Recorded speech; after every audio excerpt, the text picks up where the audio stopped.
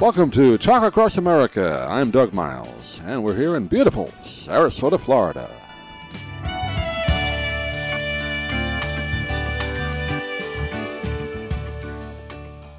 And a great pleasure right now to welcome back to our show. We talked to her a few years ago when her autobiography came out, but great to welcome back. And she's going to be performing at the Van Wezel Hall here in Sarasota coming up on November the 16th, along with Stephen Stills. They're doing a tour around the country. Of course, talking about the great Judy Collins. She joined us by telephone on the road today in Houston as we talk. And Judy, great to talk with you again. How are you? Thank you. I'm just fine. Thanks a lot. Yeah, we had a chance, I believe, I think I looked in the archives 4 or 5 years ago when the autobiography came out, so I know you were doing a lot of press for that at that time, but boy, you've been busy. You never stop. Like you said before we went on, you're always on the road. And that's good. Yeah. That's a good thing. Yeah, it is a good thing, I must say. Very good thing. Very happy to have that as part of my life. That's the thing. The only thing, I guess, it would make it better if you could do all your shows from your house somehow. But you have to get on a plane. I think that's a terrible idea. Okay, good. Well, I know a lot of performers. Traveling is the part they hate. I wouldn't all those people traipsing around my house. I'll tell you that. I'd much rather traipse around yours. That's it. Well, let's talk a little bit about. I saw the piece you and Stephen did on CBS a couple of weeks ago. So you've been touring together for about almost a year now, right? Didn't you start this tour together? Yeah, we started at the end of July in 2017. So we've been doing it a year. Actually, in a couple of weeks, we will have done 115 shows. It's amazing to me. I never could have imagined that would happen, but I'll tell you, we're having such a good time. The shows are mostly sold out. People love it. We're happy. So, what could be bad? Nothing. No, that's great. And of course, I'm sure your fans know the story. And for people that don't, maybe give a quick capsule. Of course, you and Stephen knew each other over so many years ago, but back in the 60s, you worked together. Of course, the great song, Judy Blue Eyes, he wrote about you. So there's that great chemistry you have with each other. So that continues to today, doesn't it? Well, it's certainly great chemistry, that's for sure. And we have known each other since we had a big affair in 1968 when we were making this record of mine for Elektra Records in that year. So that was a great band. My producer, I'm so grateful to my producer because he said, we really need a new band. And actually it turned out that he and Stephen had met up at the Whiskey A Go-Go one night when I was with David, and I didn't know this, but Stephen was a big fan of mine for years, and he had my records, and he used to play them over and over again. So when he found out that David was going to produce me in 1968, he begged and pleaded to come on to the band, which David was putting together, which included Buddy Emmons and James Burton from Nashville, played on all the big country records. Right. And Van Dyke Parks was in that band. A guy named Chris Etheridge who played with the Flying Burrito Brothers. And then on came Stephen, and of course, well, he was so brilliant. He's just so amazing. And so I took quite a shine to him and vice versa. So we had a big affair, and then he wrote Sweet Judy Blue Eyes. And we've been friends for all these years. He always says it's because we married other people. I think it's probably because we didn't say anything that was unforgivable to one another. And we've remained friends. So we thought a couple of years ago we started talking about this, and finally my manager was able to pull it all together. So now we're on the road. Yeah, that's great. And the format of the show, I imagine you each come out and do individual sets, and then you do something together. Is that how you do it? No, we actually come out and do the whole thing together. Oh, you do? Oh, great. Okay. Yeah, top to bottom. I mean, that's really unusual in a concert with two sort of... Yeah, that's why I asked. I assume maybe each did a separate piece, but yeah. No, we have a little... I sing a couple of my own songs. He sings a couple of his own. Otherwise, we're on stage the whole time together, and we get to sing each other's songs. That's what's so much fun. I get to sing... Bluebird, and even Sweet Judy Blue Eyes at the end, and you don't have to cry, and it's wonderful fun. How was it putting it together when you first decided to do the tour? Did you sit down and say, all right, these are the songs we're going to do, or do you kind of change it up every night? Well, we don't change it up every night, but we have we both have the experience with performing for 50 years, but we know that songs sort of slip into the list, and then we get the courage to do them one night, and that means we have to drop another song because there's not time to do a 4-hour show, unfortunately, because we have to get to bed and get out on the road the next day. But we did an album called Everybody Knows, which is full of wonderful things. Right. I have added to the concert format my new song called Dreamers, about the Dreamers. I was going to ask you about and that. Jasa. Yep.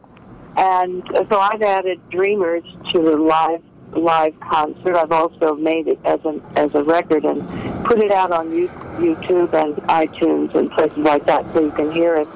And then we dipped back into his discography, and we're doing Southern Cross, which of course has always been one of my favorite songs. And I had discovered, of course, how many songs he's written about me. We started doing You Don't Have to Cry, and he said, oh, actually, that was the song I wrote about you before I wrote Sweet Judy Blue Eyes. And I said, well, I thought maybe, but I wasn't sure. And so we have slipped other things into the show. A song of mine that I wrote about him called Houses is in the show. And so we've had a very, we're doing something very unusual for me because I thought of it and thought I have to do it. We're doing The Highwaymen, which, great. of course, you know the Highwaymen themselves, Willie Nelson and Chris Christopherson and etc. Did it. It was written by my friend Jimmy Webb, and I've always wanted to do it, so we're doing that. So it's a very exciting show. People love it. They go away happy, which is a great thing to say about this day and age. Sure. That people go away happy. Well, the great thing about having all that background, obviously, you have so many songs to choose from. Like you said, you could do a 4-hour show if you wanted. Yeah, exactly. We have to do one every week, though. That's the problem. That's it. Yeah. Again, Friday, November 16th here in Sarasota at the Van Wezel. It'll be 8 p.m. show. Judy with Stephen Stills. And again, you mentioned it now. I just want to mention it again. I saw it on YouTube. Your single Dreamers, one of the great, you have that great sound with it. How'd you write that song? How long ago did you write that song? I wrote it a couple of years ago because I was listening to a woman talk about her mother, and she herself was a dreamer, and she was talking about her mother's fears.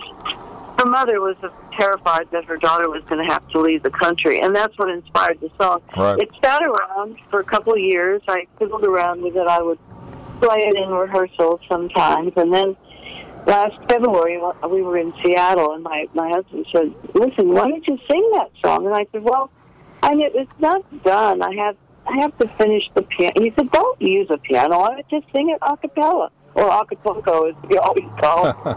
And so that's how I'm doing it. And I find it, for myself, very inspiring. Yeah, it's a great song. Again, you can see it on YouTube. And again, it kind of goes back to, even though music today, there's some that have a message, but I think back in the 60s, like yourself and Stephen Stills and the groups, had something to say on top of being entertaining. That's what made that music so memorable, I think, for people. Well, we have this history in this country, which is very unusual, and it's very provocative because democracy is not easy, as people keep reminding us today. Yeah, sure. It's not easy, and we have to vote. That's the only control that we actually have. Many countries don't have that, but many countries do because of us. People have taken our example and run with it, and we have to keep running with it because it's hard. You have to keep it alive. And that's what it's all about now. Go out and vote. Vote, vote, vote. Every year, every time an election comes up in your community, go and participate. You owe it to yourself, but you owe it to the history here. I would say, yeah, you can't complain if you don't vote. That's right. That's what my father used to say. He used to say, please don't bitch at me if you didn't vote. You have one shot at it. At least put that out. So that's, no matter who you're for, it doesn't matter. But yeah, go out and vote. I agree. Get your feet out there. Become part of the party because we're going up and we're going to keep on doing what we do. And being the best we can, and it's up to us to keep that alive. No doubt about it. Judy Collins with Stephen Stills at the Van Wezel coming up November the 16th at 8 p.m. here in Sarasota. Judy, pleasure talking to you. I know you're on the road, but thanks for taking a few minutes, and hopefully we'll talk to you again soon. But thanks for being with us. Well, thank you. It's been a pleasure, and I'll see you in Florida.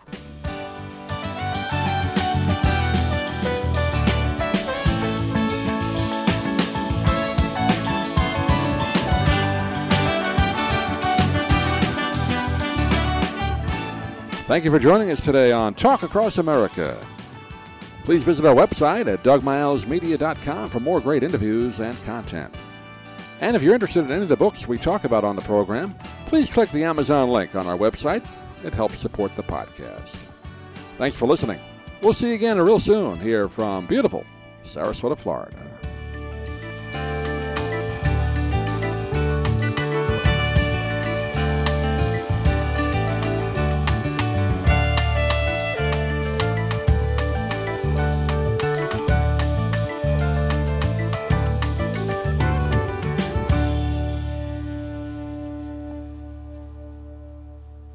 I'm Stan Brock. 30 years ago, I formed Remote Area Medical to help people overseas. But then we found generations of families in America isolated by poverty from the health care they need. Together, we can take dental, vision, and medical help to 1 million adults and their kids, right here at home in the United States of America.